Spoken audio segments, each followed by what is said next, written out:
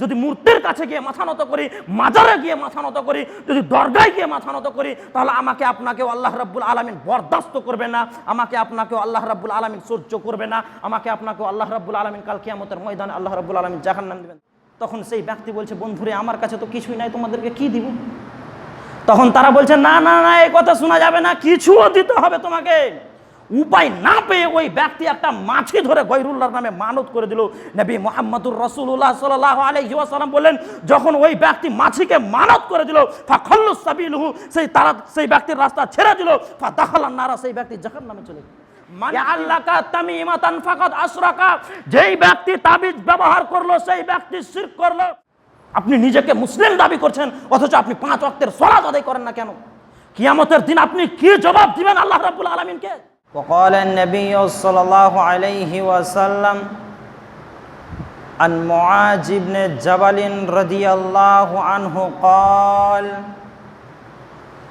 أوصاني رسول الله صلى الله عليه وسلم بعشر كلمات قال لا تشرك بالله شيئا وإن قتلت وحرقت.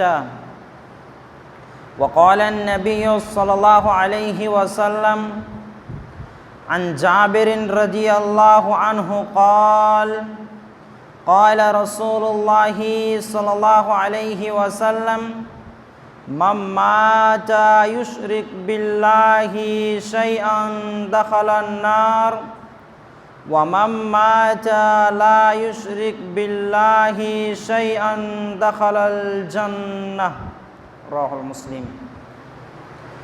শ্রদ্ধেয় সম্মানিত শিকারপুর গ্রামের বাপ ও ভাইরা, সমস্ত তারিফ, সমস্ত প্রশংসা ও সমস্ত গুণগান গুণকীর্তন সেই মহান আল্লাহ রাব্বুল আলামিনের জন্য, যিনি আমাদেরকে পবিত্র জুমার মসজিদে আসার তৌফিক ইনায়াত করেছেন।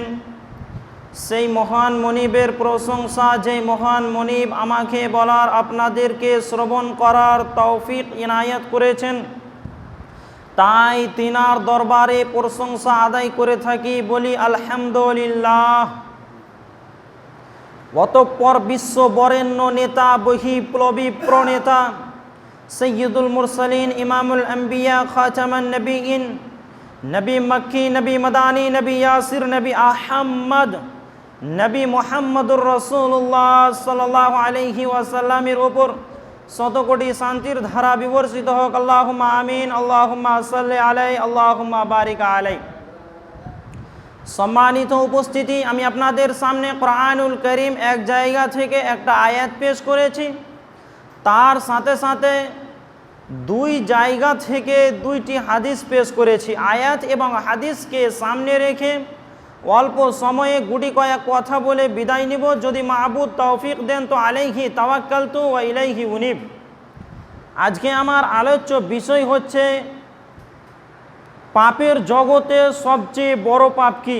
বসে যাও, ঝামেলা করতে হবে না। বিশ্বনবী সাল্লাল্লাহু আলাইহি ওয়াসাল্লাম এই পৃথিবীর বুকে অনেক পাপের কথা বলেছেন। যেমন চুরি করা একটা অপরাধ, পাপ; জিনা করা একটা অপরাধ, পাপ; হত্যা করা একটা বড় অপরাধ, পাপ; বিদআত একটা বড় অপরাধ, এগুলো হচ্ছে পাপ। কিন্তু পাপের জগতে সবচাইতে বড় পাপটা কি আপনারা কেউ কি জানেন? পাপের জগতে সবচাইতে বড় পাপের নাম হচ্ছে শিরক। অর্থাৎ আল্লাহর জায়গায় কোনো মানুষকে, কোনো জিনিসকে আনার নামই হচ্ছে শিরক। এখন এই শিরকটা এত বড় পাপ কেন? এই শিরকটা এত জঘন্য পাপ কেন? এই পাপটাকে আল্লাহ রাব্বুল আলামিন পাপের জগতে সবচাইতে বড় পাপ বললেন কেন? আসুন একটা প্রথমে আপনাদেরকে উদাহরণ দিই। মনে করলেন যে এই গ্রামে একজনের নতুন বিয়ে হয়েছে, নতুন নয়, মনে করলেন যে 2 বছর হয়েছে বিয়ে হওয়া, তার একটা ছোট সন্তান রয়েছে। ভালোভাবে উদাহরণটা শুনেন, আমি জীবনেও কোনোদিন বেফালতু কথা বলিনি, তো আজকে কেন বলবো, উদাহরণটা ভালোভাবে শুনুন। তো ওই ব্যক্তির একটা শিশু সন্তান রয়েছে 3 মাসের কিংবা 4 মাসের। এই সন্তান এবং তার স্ত্রীকে বাড়িতে রেখে কোনো একটা জায়গাতে কাজে গিয়েছে, 3 মাস 4 মাস ওখানেই কাজ করেছে।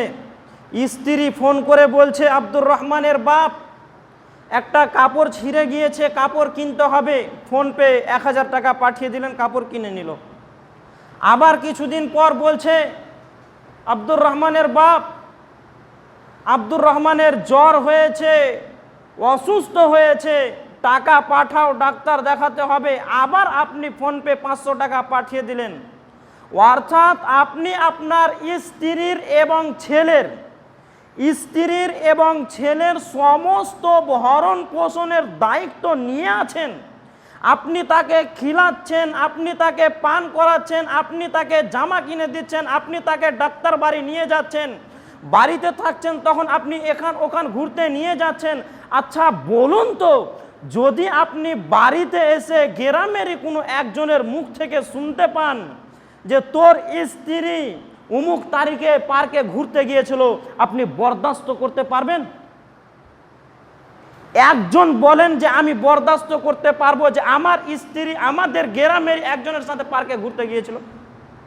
বরদাস্ত করতে পারবেন না। কেন? আরে আপনি খিলাচ্ছেন, আপনি পান করাচ্ছেন, আপনি কাপড় কিনে দিচ্ছেন, আপনি জামা কিনে দিচ্ছেন, ডাক্তার বাড়ি আপনি নিয়ে যাচ্ছেন, ঘুরতে আপনি নিয়ে যাচ্ছেন, তার ভরণ পোষণের দায়িত্ব আপনি পালন করছেন। আর আপনাকে মজা দেওয়া বাদ দিয়ে যদি গ্রামের অন্য কোনো মানুষকে মজা দেয়, আপনি ওটা বরদাস্ত করতে পারবেন না। অনুরূপ আসমানের নিচের জমিনের ওপরে যা কিছু আছে সমস্ত কিছু আল্লাহ রাব্বুল আলামিন সৃষ্টি করেছেন। আমি যা দেখছি, আমি যা শুনছি, আমি যা খাচ্ছি, আমি যা পান করছি, সমস্ত কিছু আল্লাহ রাব্বুল আলামিন সৃষ্টি করেছেন। আর আল্লাহর ইবাদত বাদ দিয়ে যদি মূর্তির কাছে গিয়ে মাথা নত করি, মাজারে গিয়ে মাথা নত করি, যদি দরগায় গিয়ে মাথা নত করি, তাহলে আমাকে আপনাকেও আল্লাহ রাব্বুল আলামিন বরদাস্ত করবে না, আমাকে আপনাকেও আল্লাহ রাব্বুল আলামিন সহ্য করবে না, আমাকে আপনাকেও আল্লাহ রাব্বুল আলামিন কাল কিয়ামতের ময়দানে আল্লাহ রাব্বুল আলামিন জাহান্নাম দিবেন। ধরেন আল্লাহ রাব্বুল আলামিন কোরআনুল কারীমের মধ্যে বলছেন, ইন্নাহু মান ইউশরিক বিল্লাহি ফাকাদ হারামাল্লাহু আলাইহিমুল জান্নাহ। নিশ্চয় যেই ব্যক্তি আল্লাহর সাথে কাউকে অংশীদার করবে, নিশ্চয় যেই ব্যক্তি আল্লাহর সাথে কাউকে শরীক স্থাপন করবে, সেই ব্যক্তির জন্য আল্লাহ জান্নাত হারাম করে দিয়েছেন। ওয়া মাওয়াহুন নার, তার ঠিকানা হবে জাহান্নাম, তার বাসস্থান হবে জাহান্নাম। ওয়া মা লিয যালিমিনা মিন আনসার, আর ওই জাহান্নামের ভিতরে জালেমদের জন্য, অত্যাচারের জন্য, শিরককারীর জন্য কোনো রকমের সহযোগিতাকারী থাকবে না। যদি আমি আপনি এই দুনিয়ার বুকে শিরকের মতো গুনাহ করি, তাহলে আমার আপনার জন্যই আল্লাহ রাব্বুল আলামিন জান্নাতকে হারাম করে দিয়েছে, আমার আপনার স্থান জাহান্নাম হবে। আর জাহান্নামের ভিতরে জালেমদের জন্য কোনো রকমের সহযোগিতাকারী থাকবে না। এবার আপনাকে বলেছি যে পাপের জগতে সবচাইতে বড় অপরাধ হচ্ছে শিরক। আল্লাহ রাব্বুল আলামিন কোরআনুল কারীম সূরা লুকমানের 13 নম্বর আয়াতে বলছেন, আল্লাহ রাব্বুল আলামিন বলছেন যে যখন লুকমান হাকিম তার সন্তানকে ওসিয়ত করলেন, উপদেশ দিলেন, অর্থাৎ তার সন্তানকে ওসিয়ত করছেন, বেটারে লা তুশরিক বিল্লাহ, আল্লাহর সাথে কাউকে অংশীদার করিও না, শিরকের মতো গুনাহ করিও না।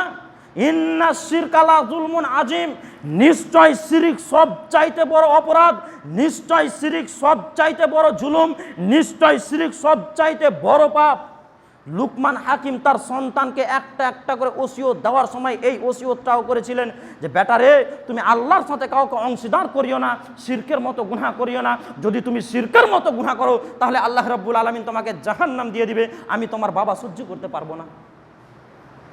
জি, عن جابر رضي الله تعالى عنه قال قال رسول الله صلى الله عليه وسلم من مات يشرك بالله شيئا دخل النار ومن مات لا يشرك بالله شيئا دخل الجنة।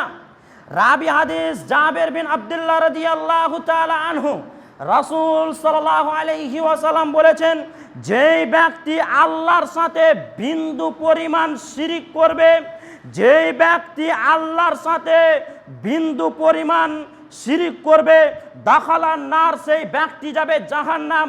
ওয়া মাম্মাতা লা ইউশরিক বিল্লাহি শাইআন দাখালাল জান্নাহ। আর যেই ব্যক্তি আল্লাহর সাথে বিন্দু পরিমাণ শিরিক করবে না, শিরিক স্থাপন করবে না, শিরকের মতো গুনাহ করবে না, দাখালাল জান্নাহ, সেই ব্যক্তি যাবে জান্নাতে। যদি আমি আপনি আল্লাহর সাথে সরিষা সম পরিমাণ বিন্দু মাত্র শিরিক করি, তাহলে আমি আপনি আল্লাহর জাহান্নাম যাব। আর জাহান্নামে যদি আমি আপনি যাই, তাহলে জাহান্নামের আগুন আমাকে আপনাকে ভোগ করতে হবে। বন্ধুরে আমার, এই পৃথিবীর বুকে আমি আপনি কত জায়গায় গিয়ে যে শিরক করছি। এই যে হাতে একটা আঙ্গুঠি পরে রয়েছি, এমনি ভূতে ধরেছে না কিসে ধরেছে, আমরা আঙ্গুঠি পরে নি, ঘাড়ে একটা তাবিজ পরে নি, পায়ে তাবিজ পরে নি, হাতে কালো ধাগা পরে নি, এইগুলো সবই হচ্ছে শিরক। যদি আমি আপনি এইগুলো ব্যবহার করি, তাহলে আমি আপনি জান্নাত নামক জায়গাটা যেতে পারবো না। দলিল উকবা ইবনে আমির রাদিয়াল্লাহু তাআলা আনহু বলেন, রাসূলুল্লাহ সাল্লাল্লাহু আলাইহি ওয়াসাল্লামের নিকটে একদল লোক এলেন। আল্লাহ রাসূল সাল্লাল্লাহু আলাইহি ওয়াসাল্লাম 9 জনের হাতে হাত রেখে বায়আত করলেন। নবী মুহাম্মদুর রাসূলুল্লাহ সাল্লাল্লাহু আলাইহি ওয়াসাল্লামের নিকটে একদল লোক এলেন। নবী মুহাম্মদুর রাসূলুল্লাহ সাল্লাল্লাহু আলাইহি ওয়াসাল্লাম তাদের মধ্যে 9 জনের হাতে হাত রেখে বায়আত করালেন এবং একজনের হাতে হাত রেখে বায়আত করলেন না। তারা বললেন, দয়ার নবী গো, আপনি 9 জনের হাতে হাত রেখে বায়আত করালেন আর ওই ব্যক্তিকে ছেড়ে দিলেন কেন? নবী মুহাম্মদুর রাসূলুল্লাহ সাল্লাল্লাহু আলাইহি ওয়াসাল্লাম বললেন, তার সাথে একটা তাবিজ রয়েছে, তার সাথে একটা তাবিজ রয়েছে, তার গলায় একটা তাবিজ ঝুলা রয়েছে, তার গায়ে একটা তাবিজ ঝুলা রয়েছে, তার কারণে আমি তার সাথে বায়আত করালাম না, তাকে বায়আত করালাম না। যখনই এই ব্যক্তি এই কথা শুনে নিল, সেই ব্যক্তি গায়ে হাত ভরে, জামায় হাত ভরে তাবিজটাকে ছিঁড়ে ফেলে দিলেন। নবী মুহাম্মদুর রাসূলুল্লাহ সাল্লাল্লাহু আলাইহি ওয়াসাল্লাম সেই ব্যক্তির হাতে হাত রেখে বায়আত করলেন এবং নবী মুহাম্মদুর রাসূলুল্লাহ সাল্লাল্লাহু আলাইহি ওয়াসাল্লাম বললেন, মান আল্লাকা তামিমাতান ফাকাদ আশরাকা। যেই ব্যক্তি তাবিজ ব্যবহার করলো সেই ব্যক্তি শিরক করলো, যেই ব্যক্তি তাবিজ ব্যবহার করলো সেই ব্যক্তি শিরক করলো, যেই ব্যক্তি তাবিজ ব্যবহার করলো সেই ব্যক্তি শিরক করলো। যদি আমি আপনি এই দুনিয়ার বুকে তাবিজ ব্যবহার করি, তবুও আমি আপনি শিরক করলাম। জি, ভূতে ধরছে, কিসে ধরছে? বাবার কাছে চলে যাচ্ছেন, দরগায় চলে যাচ্ছেন, মাজারে চলে যাচ্ছেন, উমুক মুলবির কাছে চলে যাচ্ছেন, উমুক হাফেজের কাছে চলে যাচ্ছেন, উমুক পীরের কাছে চলে যাচ্ছেন। সেই ব্যক্তি কোরআনের আয়াত লিখে আপনাকে তাবিজ দিয়ে দিল, আপনি গায়ে পরে নিলেন, ওই তাবিজ নিয়ে আপনি পায়খানা করতে যাচ্ছেন। কোন লজ্জায়? আপনি একখানা কোরআন নিয়ে পায়খানাতে গিয়ে পায়খানা করতে পারবেন? আপনি ওই তাবিজ নিয়ে কিভাবে আপনি পেশাবখানায় গিয়ে পেশাব করতে পারেন? ওই তাবিজ নিয়ে আপনার স্ত্রীর সাথে কিভাবে মিলন করতে পারেন? এখন যুক্তি দিচ্ছে যে তাবিজ আর তামিমা আলাদা। যেই ব্যক্তি তাবিজ ব্যবহার করলো সেই ব্যক্তিও শিরক করলো। যদি আমি আপনি এই নিয়তে তাবিজ, কালো ধাগা, সাদা ধাগা ব্যবহার করি যে আমাকে ভূতে ধরে নিয়েছে, এই তাবিজ পড়ার কারণে আমি বেঁচে আছি, তাহলে আপনি শিরক করলাম। আর যদি আমি আপনি শিরকের মতো গুনাহ করি, তাহলে কাল কিয়ামতের ময়দানে আমাকে আপনাকে জাহান্নাম যেতে হবে। এখানে একটা আপনাকে কথা বলে রাখছি, আপনি আমার কথাকে মূল্যায়ন করার চেষ্টা করুন। প্রতি জুম্মাতে আপনাদেরকে একটা কথা আমি বলি যে যুবক ভাই, আপনি 5 ওয়াক্তের সালাত আদায় করুন। কেন আপনি 5 ওয়াক্তের সালাত আদায় করেন না? মনে রাখবেন, জেনে রাখবেন, যদি আপনি 5 ওয়াক্তের নামাজও না পড়ে থাকেন, তাহলে আপনি শিরক করলেন। এবার আপনি বলবেন, এটা কেমন কথা? এটা কেমন কথা? জি হ্যাঁ, এটা ভালো কথা।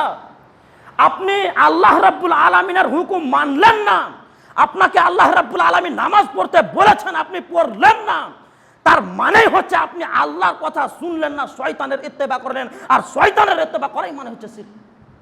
জি, ওই সময়খানটা আল্লাহকে দেওয়ার দরকার ছিল আপনার, কিন্তু আল্লাহকে দেওয়া বাদ দিয়ে আপনি চায়ের দোকানে বসে, ক্লাবে বসে, বিভিন্ন জায়গায় বসে আড্ডা দিচ্ছেন। যুবক ভাই, সাবধান হয়ে যান, সতর্ক হয়ে যান। যদি আপনি এই দুনিয়ার বুকে নামাজ না পড়েন, তাহলে আপনিও শিরক করলেন। জি, আল্লাহ রাসূল সাল্লাল্লাহু আলাইহি ওয়াসাল্লাম বলেছেন, বাইনাল আবদি ওয়াল কুফরি তারকুস সালাহ। একজন মুসলমান এবং একজন কাফের মধ্যে পার্থক্যই হচ্ছে সালাত। যেই ব্যক্তি সালাত আদায় করে সেই ব্যক্তি মুসলমান, যেই ব্যক্তি সালাত আদায় করে সেই ব্যক্তি মুসলিম, আর যেই ব্যক্তি সালাত আদায় করে না সেই ব্যক্তি কাফের, সেই ব্যক্তি মুশরিক। অথচ আপনি সালাত আদায় করেন না, কোন লজ্জায়? আপনি নিজেকে মুসলিম দাবি করছেন, অথচ আপনি 5 ওয়াক্তের সালাত আদায় করেন না কেন? কিয়ামতের দিন আপনি কি জবাব দিবেন আল্লাহ রাব্বুল আলামিনকে? আপনি মনে করছেন যে আমাদের মুলবি সাহেব প্রতি জুম্মাতে একটাই কথা বলছে যে নামাজ পড়ো, নামাজ পড়ো। জি হ্যাঁ, আমি প্রতি জুম্মাতে একটাই কথা বলবো যে নামাজ পড়ো। কেন আপনি নামাজ পড়বেন না? আপনার ওপরে আল্লাহ রাব্বুল আলামিন এই নামাজকে ফরজ করেছে, আপনি কেন পড়বেন না?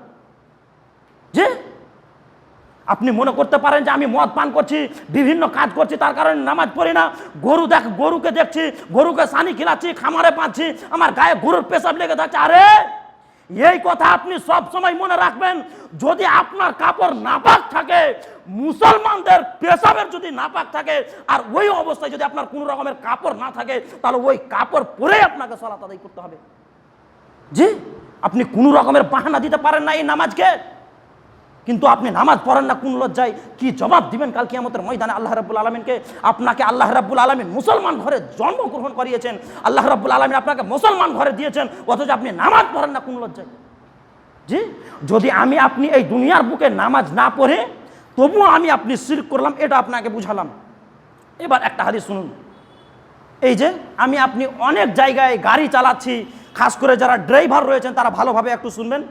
আপনি অনেক জায়গায় গাড়ি চালাচ্ছি, যাচ্ছেন আপনি কলকাতায়, এখান থেকে মেন রোডে একদল ব্যক্তি তারা মূর্তি বানাবো বলে কিছু টাকা চাইছে বা কিছু চান্দা চাইছে।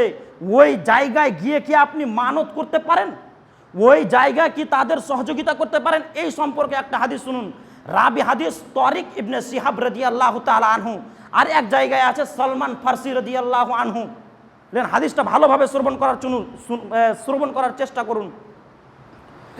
নবী মুহাম্মদুর রাসূলুল্লাহ সাল্লাল্লাহু আলাইহি ওয়াসাল্লাম বলেছেন যে একটি রাস্তাতে দুইজন ব্যক্তি প্রতিদিন আসা যাওয়া করে। রাস্তা একটি, দুইজন ব্যক্তি ওই রাস্তাতে প্রতিদিন আসা যাওয়া করে। একদিন ওই রাস্তাতে গয়রুল্লাহর নামে শিরকি কাজের জন্য মানত চাইছে, কিছু চাইছে, সহযোগিতা চাইছে। প্রথমে এক ব্যক্তিকে ধরে বলছে, বন্ধুরে এই রাস্তায় তুমি প্রতিদিন আসা যাওয়া করো, এই রাস্তায় তুমি প্রতিদিন আসা যাওয়া করো, আজকে তোমাকে কিছুও দিতে হবে, আজকে তোমাকে কিছুও দান করে যেতে হবে, এখানে কিছু মানত করে যেতে হবে। তখন সেই ব্যক্তি বলছে, বন্ধুরে আমার কাছে তো কিছুই নাই, তোমাদেরকে কি দিব? তখন তারা বলছে, না না না, এই কথা শোনা যাবে না, কিছুও দিতে হবে তোমাকে। উপায় না পেয়ে ওই ব্যক্তি একটা মাছি ধরে গয়রুল্লাহর নামে মানত করে দিল। নবী মুহাম্মদুর রাসূলুল্লাহ সাল্লাল্লাহু আলাইহি ওয়াসাল্লাম বললেন, যখন ওই ব্যক্তি মাছিকে মানত করে দিল, ফাখাল্লু সাবিলহু, সেই ব্যক্তির রাস্তা ছেড়ে দিল, ফাদাখালান নারা, সেই ব্যক্তি জাহান্নামে চলে গেল। একটি মাছি দান করার কারণে, একটা ছোট্ট প্রাণী দান করার কারণে সেই ব্যক্তি জাহান্নামে চলে গেল।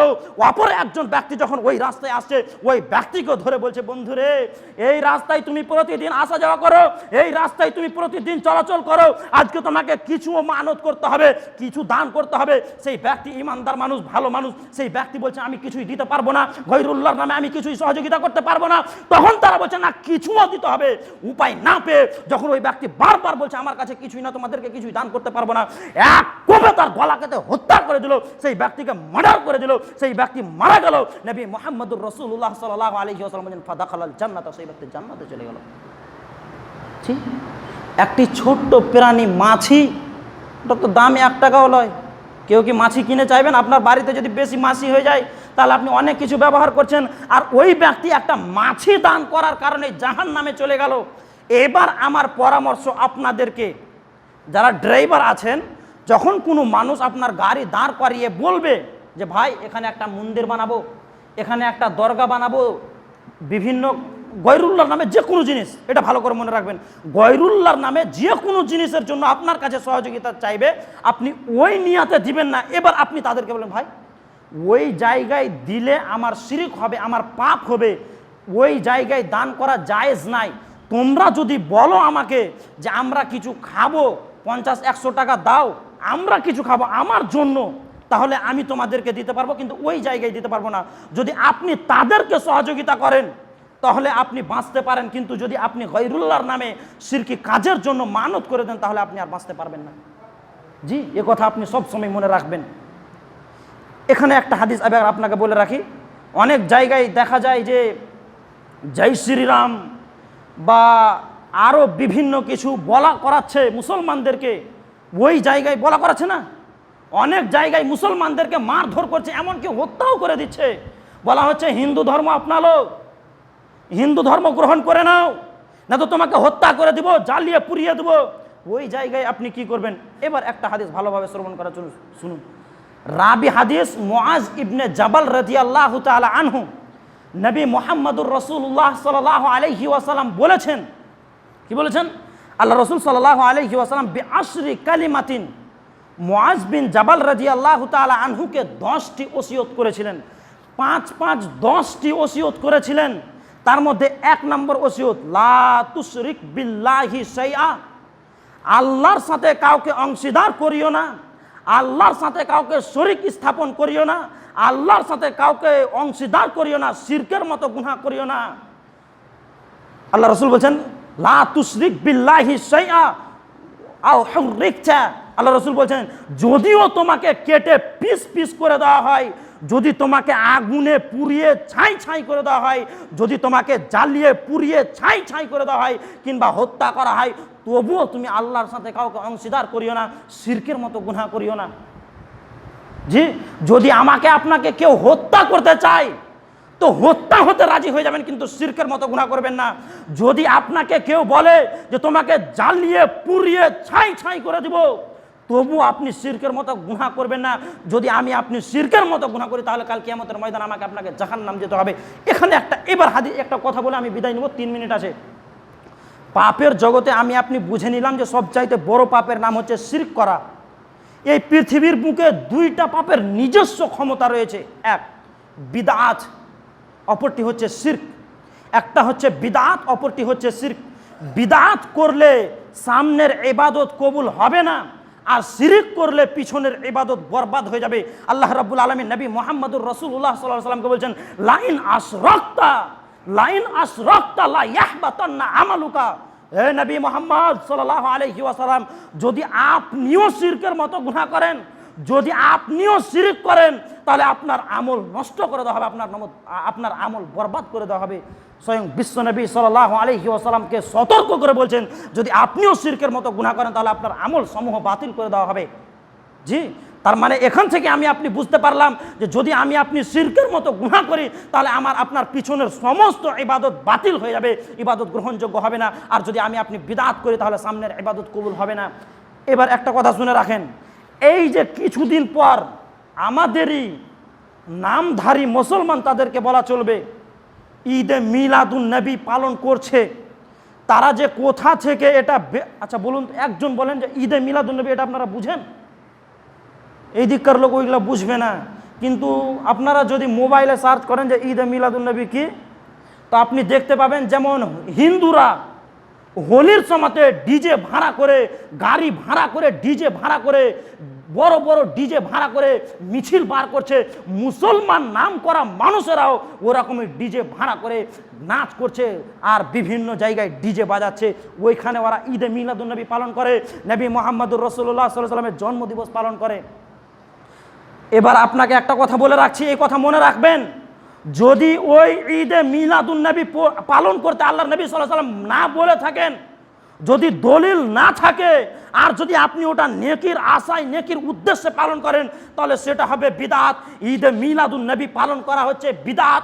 আর যদি আমি আপনি ওইটা পালন করি, রাসূল সাল্লাল্লাহু আলাইহি ওয়াসাল্লামের একটা হাদিস, কুল্লু বিদাতিন দালালা ওয়া কুল্লু দালালাতিন ফিন্নার, প্রত্যেকটা বিদাতি হচ্ছে ভ্রষ্টতা, প্রত্যেকটা বিদাতি হচ্ছে গুমরাহি, ওয়া কুল্লু দালালাতিন ফিন্নার, এবং প্রত্যেকটা গুমরাহির পরিণতি হচ্ছে জাহান্নাম। যদি আমি আপনি বিদআত করি, তাহলে স্বয়ং বিশ্বনবী সাল্লাল্লাহু আলাইহি ওয়াসাল্লামকে অপমান করলাম, আর যদি আমি আপনি শিরক করি, তাহলে আমি আপনি আল্লাহ রাব্বুল আলামিনকে অপমান করলাম। পরিশেষে আপনাকে একটাই কথা বলবো, বিদআত মুক্ত জীবন গড়ুন, শিরক মুক্ত জীবন গড়ুন। পরিশেষে আল্লাহর কাছে দোয়া করবে, হে আল্লাহ, তুমি আমাদেরকে শিরক মুক্ত জীবন গড়ার তৌফিক দান করো। সকলে বলুন আল্লাহুম্মা আমিন।